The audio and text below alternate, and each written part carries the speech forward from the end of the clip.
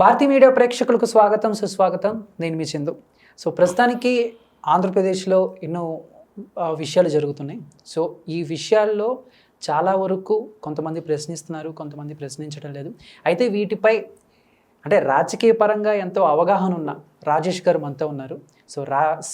రాజకీయ విశ్లేషకులు కొన్ని విషయాలు ఆయన అడిగి తెలుసుకుందాం. ఆయన ఏం చెప్తారో కూడా మనం తెలుసుకుందాం. నమస్కారం రాజేష్ గారు. ఎలా ఉన్నారు? బాగున్నాం. ఫస్ట్ ఆఫ్ ఆల్ నిన్న మీటింగ్ మీ అందరికీ తెలిసే ఉంటుంది. జనసేన ఆవిర్భావ దినోత్సవం సందర్భంగా పవన్ కళ్యాణ్ గారు స్పీచ్ మొత్తం చూసే ఉంటారు.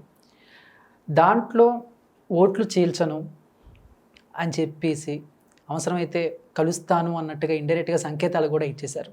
దీన్ని మనం ఎలా పరిగణలోకి తీసుకోవాలి? అంటే మళ్ళీ టీడీపీతో పొత్తు పెట్టుకునే అవకాశాలు ఉన్నాయంటారా, లేదా వేరే వ్యూహం ఏమన్నా ఉందా ఆయనకి? వాస్తవంగా పవన్ కళ్యాణ్ గారు కొద్దిగా సోషల్ కాన్షియస్నెస్ ఉన్న వ్యక్తి మొదటి నుంచి కూడా.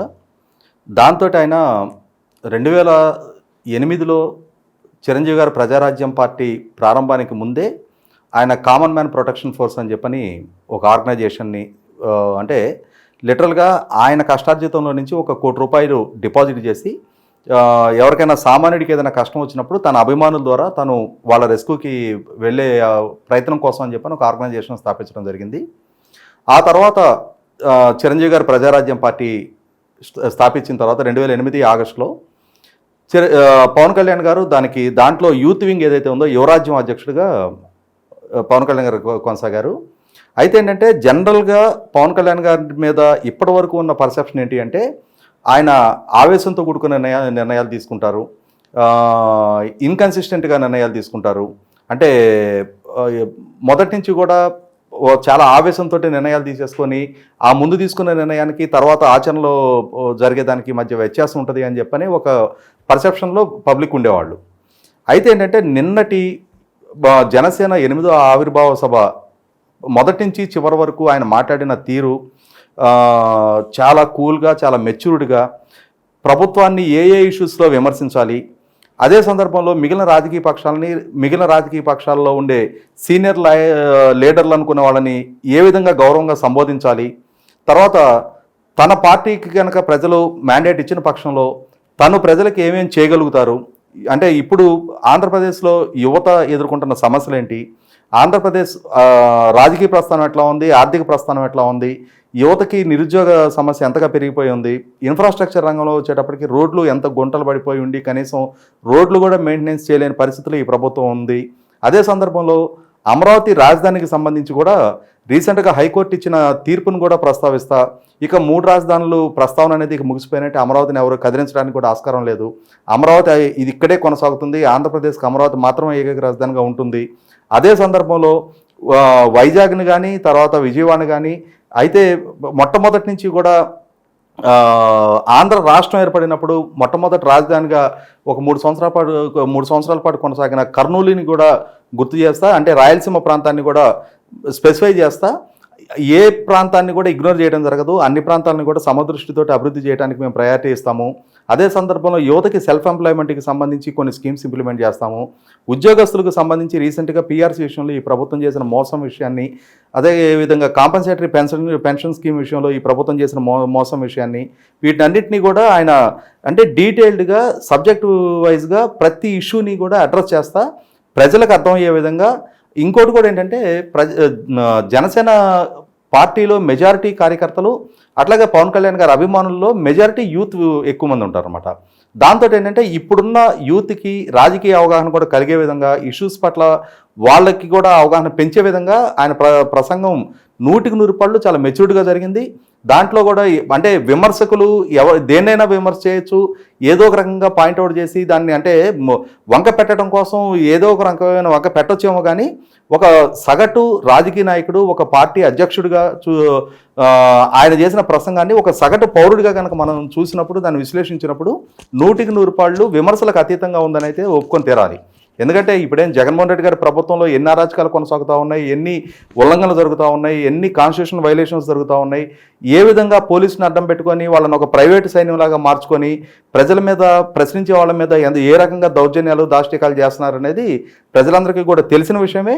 కాబట్టి ఇప్పుడు పవన్ కళ్యాణ్ గారు దాన్ని టచ్ చేయడం వల్ల, అదే సందర్భంలో ఒక ఎంపీని కూడా దాడి చేసి భౌతికంగా కొట్టారు అని చెప్పిన ఇష్యూ రఘురామకృష్ణరాజు గారి విషయంలో పోలీస్ డిపార్ట్మెంట్ వ్యవహరించిన తీరు, సిఐడి ఆయన్ని అరెస్ట్ చేసి తీసుకెళ్లి ఆయన మీద 3rd డిగ్రీ ప్రయోగించి, అదే సందర్భంలో గుంటూరు జనరల్ హాస్పిటల్లో కూడా ఆయనకి మీద 3rd డిగ్రీ ప్రయోగం జరగలేదు అని చెప్పిన డాక్టర్స్ని కూడా బెదిరించి రిపోర్ట్స్ ఇప్పించే ప్రయత్నం జరగటం, అది జాతీయ స్థాయిలో కూడా ఎంత సంచలనమైంది అనేది మనకందరికీ తెలిసిన విషయమే. కాబట్టి వైసీపీ ప్రభుత్వంలో దాదాపుగా ఇంకొక 2 నెలల్లో 3 సంవత్సరాల పరిపాలన పూర్తిగా వస్తుంది. ఈ 3 సంవత్సరాల పరిపాలనలో ఎన్ని ఉల్లంఘనలు జరిగినాయి, ప్రజలు ఎంత నమ్మకంతో వాళ్ళకి మ్యాండేట్ ఇచ్చారు, ఆ ఇచ్చిన మ్యాండేట్ని వాళ్ళు ఎంతగా విఫలం చెందారు, ప్రజలు ఏ కష్టాలు ఎదుర్కొంటున్నారు, ఆంధ్రప్రదేశ్ ఆర్థిక వ్యవస్థ ఎంత కొనారిల్లుతుంది, అప్పులమయంగా మారిపోయిన ఆర్థిక వ్యవస్థ గురించి అన్ని విషయాలు ఆయన ఇన్సిస్ట్ చేసి మాట్లాడటం జరిగింది.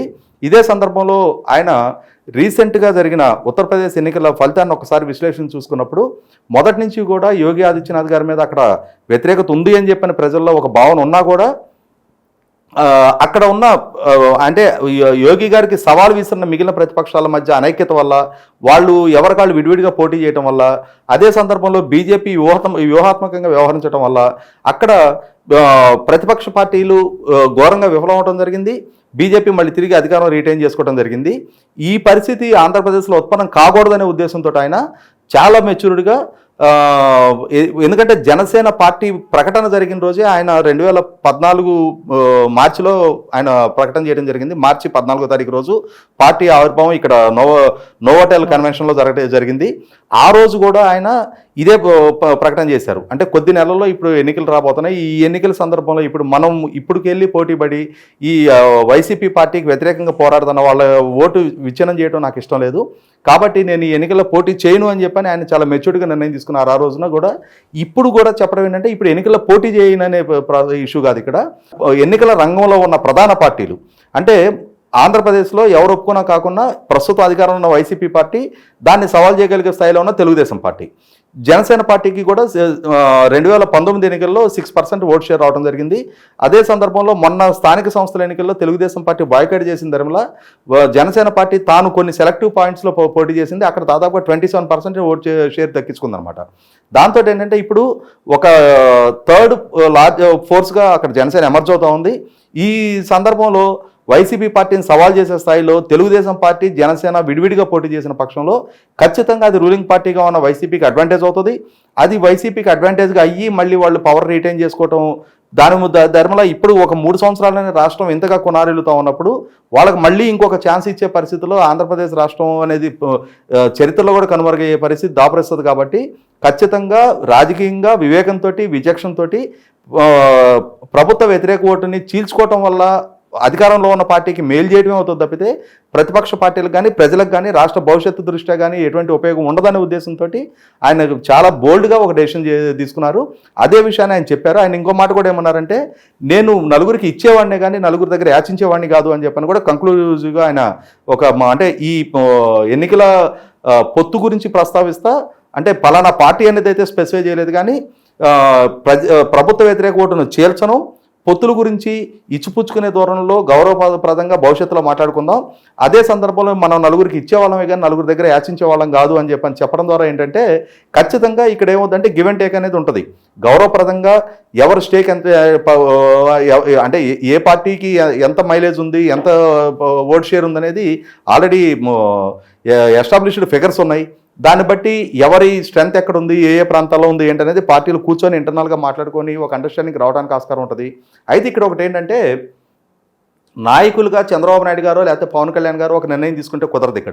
ఇక్కడ ఏం జరుగుతుంది అంటే 2018లో అప్పటి వరకు అలయన్స్ పార్ట్నర్గా, అంటే ఆయన ఎన్నికల్లో పోటీ చేయకుండా కూడా బీజేపీ టీడీపీతో అలయన్స్ పార్ట్నర్గా ఉన్న పవన్ కళ్యాణ్ గారు 2018 మార్చి 14వ తారీఖు పార్టీ ఆవిర్భావ దినోత్సవం సందర్భంగా మంగళగిరిలో ఒక మీటింగ్ పెట్టినప్పుడు ఆ రోజు నారా లోకేష్ మీద, చంద్రబాబు నాయుడు గారి మీద బాగా తీవ్రంగా విమర్శలు చేయడం జరిగింది.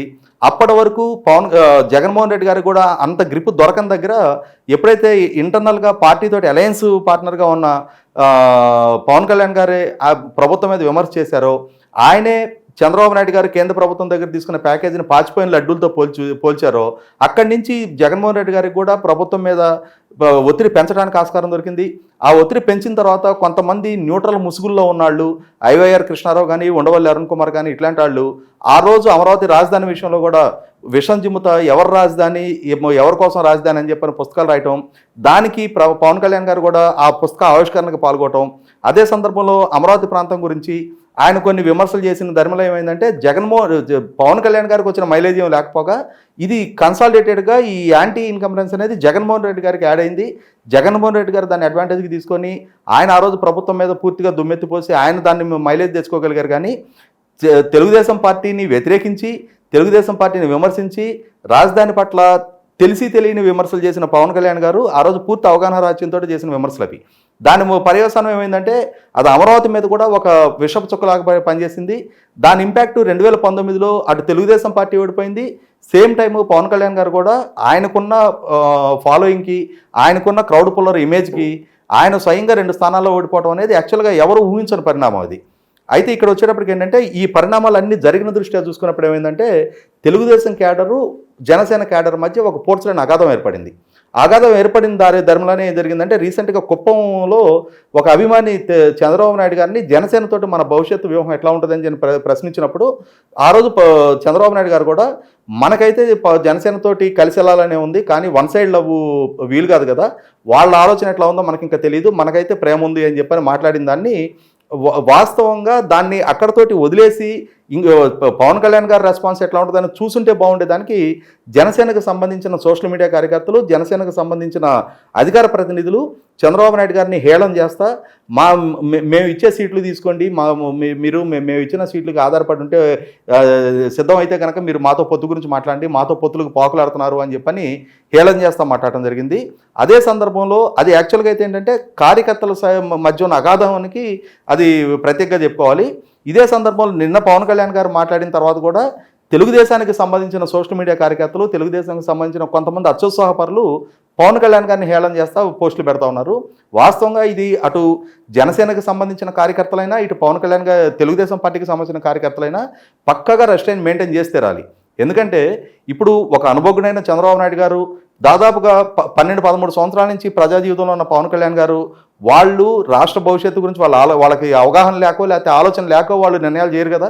వాళ్ళు మంచి చెడ్డలు, కష్ట సుఖాలు అన్నీ అనుభవించిన వాళ్ళే రాష్ట్ర భవిష్యత్తు ఎట్లా అయితే బాగుంటుంది, ఎట్లా ఏ విధమైన పొత్తులుంటే బాగుంటుంది ఏంటనేది వాళ్ళు ఒక నిర్ణయానికి వచ్చిన తర్వాతే వాళ్ళ సైడ్ నుంచి ప్రకటనలు వస్తున్నప్పుడు దాన్ని వీళ్ళు ఖచ్చితంగా రెస్ట్రైన్ పాటించి తీరాలి. సో అంటే ఫైనల్గా ఇప్పుడు 2023 ముందస్తు ఎన్నికలు కానీ లేకపోతే 24 కానీ ఎలక్షన్స్ కానీ వస్తే సో ఖచ్చితంగా ఏదో జరగబోతుంది, మరోసారి కూటమి అనేది ఏర్పడబోతుంది వైసీపీని ఎదిరించడానికి అనేది మాత్రం సంకేతాలు పంపించారనుకోవచ్చు కళ్యాణ్ గారు.